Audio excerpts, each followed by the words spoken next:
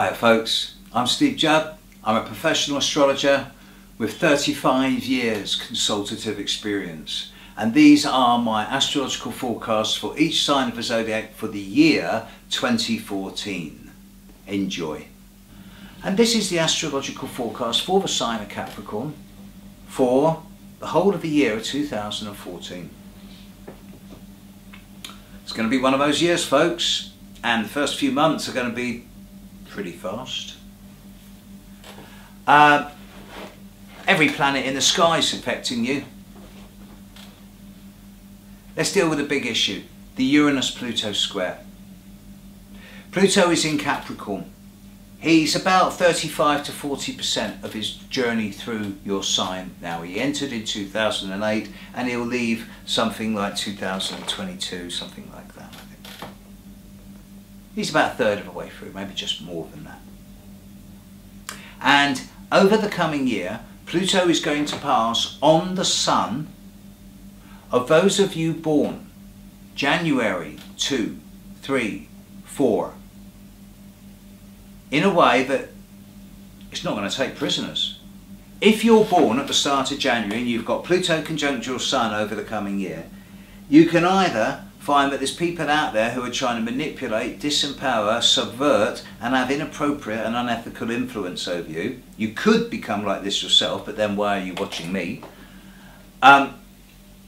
Much more likely is that you're going to attract some type of unconscious opposition or challenge, because people around you are going to sense that you're transforming and you're rebirthing and you're growing in a way that challenges their sense of normality or stability. So from an unconscious level, you may attract quite a degree of opposition, because if you change, they've got to change. So what's going to happen here at the end of the day is that you're not going to lose these people, but they're going to lose you.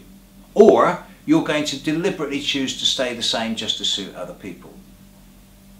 Fat chance. Right. At the same time, Uranus is still squaring Pluto and will continue to do so over the coming year, and it will be squaring the sun of those of you born January 3, 4 through to January 7, maybe 8, creating again the potential for an unpredictable, chaotic, somewhat changeable, occasionally disruptive year, but nevertheless a year where also, if you look, you will find that certain structures are changing from concrete and steel into transparent rubber and elastic, but you can start taking not so much risks, but chances. Now the Uranus-Pluto square will resonate into all of your lives. It will primarily affect those of you born at the start of January, but nevertheless, the first week of January, people, you're the weather vane for the rest of the sign. Neptune, on the other hand, is bringing a really the opportunity for something far more refined and sophisticated and subtle and gentle and intuitive and compassionate into your lives, especially if you're born around December 26, 7, 8. Much nicer year, much more refined and elegant year. So I like what Neptune's doing. Saturn in Scorpio is actually working well with you. You've got Saturn in Pluto's sign and Pluto in Saturn's sign. So the ongoing degree of transformation and the opportunity for you to be successful at this with a degree of discipline and hard work is looking really good. Particularly if you're born around January the 9th, 10th, 8th, 9th through to into something like January 12, 13, where there's a great deal more discipline, structure, focus and order than normal in the first half of the year. And of course, Jupiter is opposite your sun. For most of you born in January, in fact all of you born in January, Jupiter will oppose your sun in the first half of this year.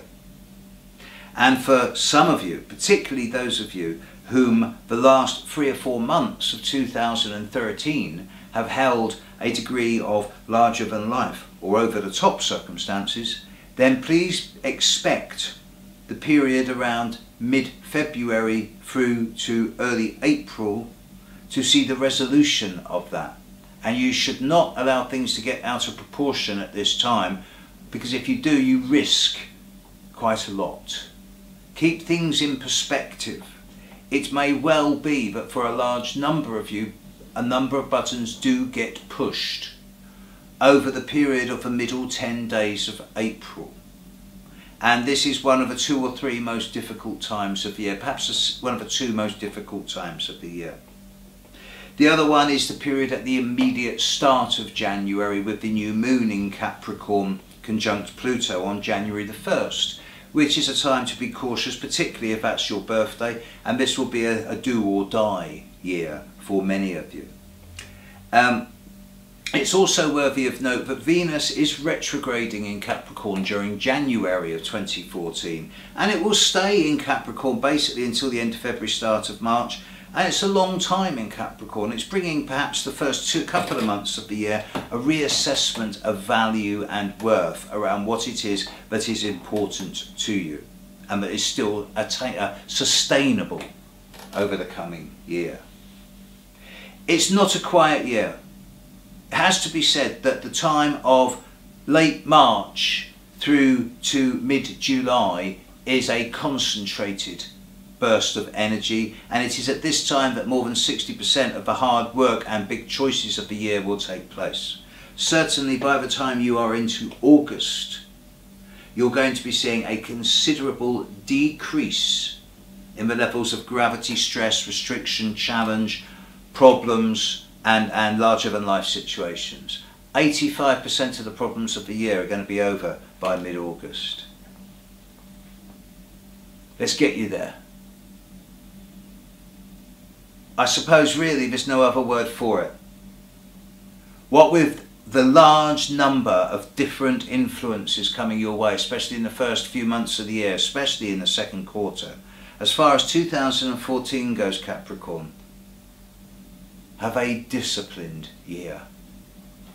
There you go, folks. I hope you enjoyed that. I hope that was helpful and fun. Big thank you to all those people who have supported me over 2013, and I will continue to do my best to bring astrology to the world in 2014. My philosophy is clear. Astrology should be free. However, if you wish to make a small donation, there is a donate button. It keeps these videos going. So thanks, have a great year, and I'll be here all year. See ya, bye.